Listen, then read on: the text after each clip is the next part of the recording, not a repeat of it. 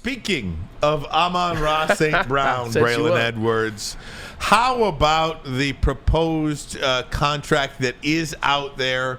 Dan Graziano of ESPN saying that the Lions and Amon-Ra St. Brown have been working on an extension that may land in the range of $26 to $28 million per year. We have seen Mike Evans today sign a contract, 2 years, $52 million. So that's about $26 million guaranteed. So that is right in the range of what Mike Evans got, $35 million of which is guaranteed on the Mike Evans. Then you see Justin Jefferson, upwards of $30 million. That contract potentially is. So the Vikings expected to assign Justin Jefferson to a deal that will pay him more than $30 million a year. So for Amon-Ra St. Brown, you're talking about Justin Jefferson, Mike Evans, two alphas in this league, and you're putting Amon-Ra right there in the middle between 26 and 28 million. I think he has deserved every penny. Aside from quarterback on this team, Jared Goff, he is the most important player on that offense when it comes to a skill position. In my opinion, there's no doubt about it. And you talk about the niche he has carved out here in Detroit. Incredible for a fourth-round talent to be able to do what he's doing, Bray. Yeah, just under 1,500 yards last year, 7 touchdowns again. I mean, he's very consistent. 3 years in a row. Like, he is a guy that is consistent. I think let's start there when we talk about why he deserves this $26 to $28 million. It's consistency.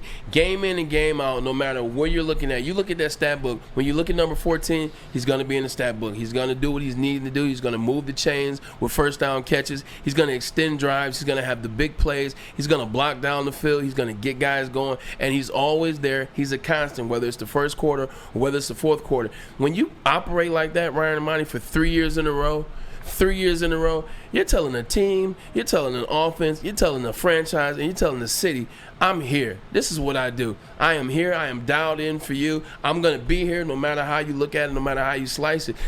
You deserve to get paid. You deserve to get taken care of. And second of all, you're operating at the highest level.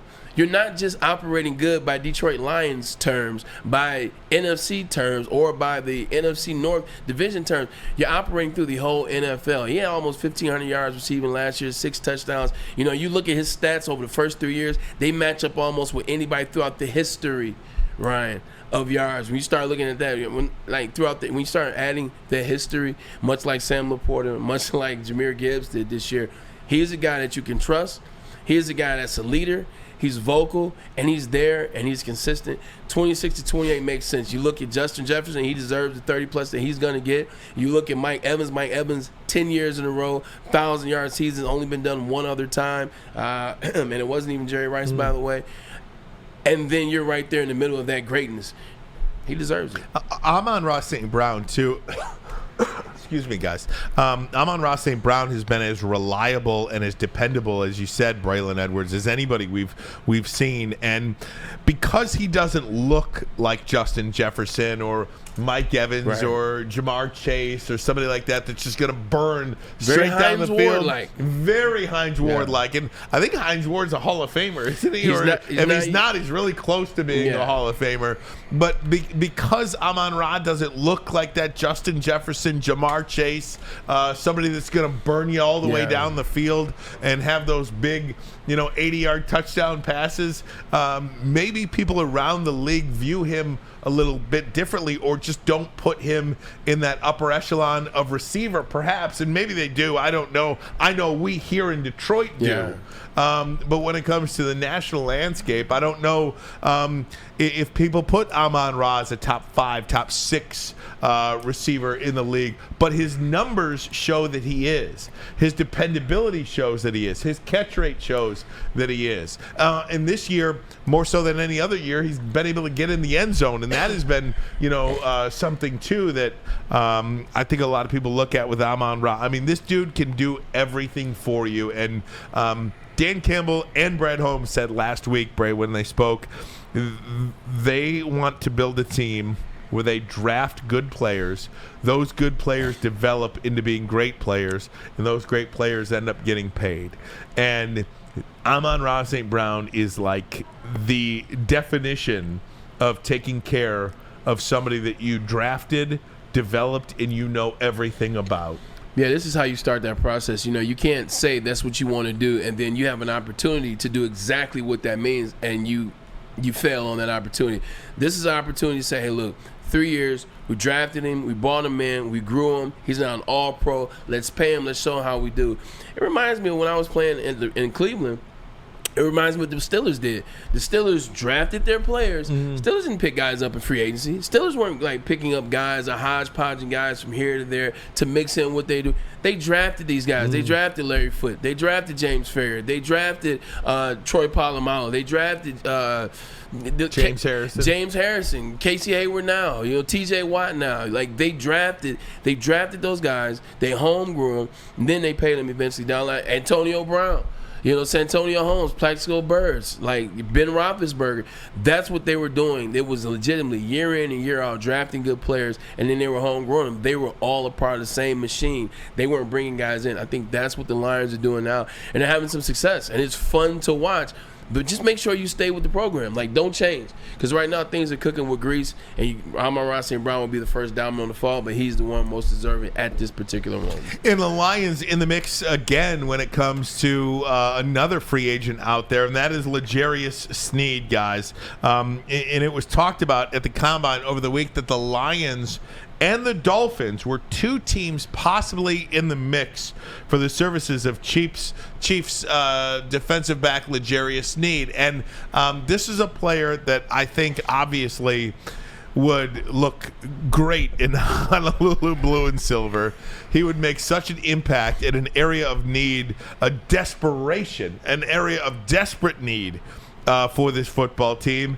I would just say, Bray, I'm not sure this is something the Lions would do. We just have not seen this type of signing. While it was great to see the Lions team mentioned as a possibility for L'Jarius Sneed, I'm just not sure this is their MO to go out there and spend big money on somebody else's free agent.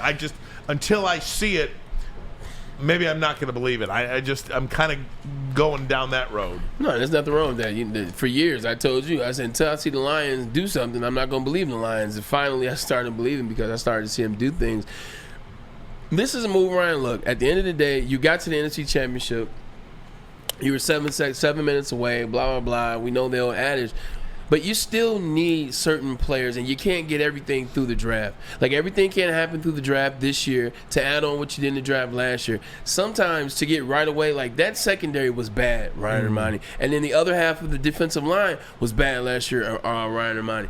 You can't get all that right now in the draft. If you want to get to where you got last year and get further than you got last year, which is the Super Bowl, you got to spend some money. You got to add that key piece. And if it's not a defensive end, then it's got to be a cornerback. And if it's got to be a cornerback, you might as well go for a guy that you saw week in and week out for the Kansas City Chiefs last year be dominant. He was dominant all last year. He's the reason why they got to the Super Bowl. It wasn't the offense of the Chiefs that got him to the Super Bowl. And now get me, Patrick Mahomes is still Patrick Mahomes. It was defense. And it was catalyzed by that secondary, which had 2 Pro Bowlers and 1 All-Pro. L'Jarius Sneed was both. So you mix him in with this defense that we got cooking this year, I'm telling you, this is a move.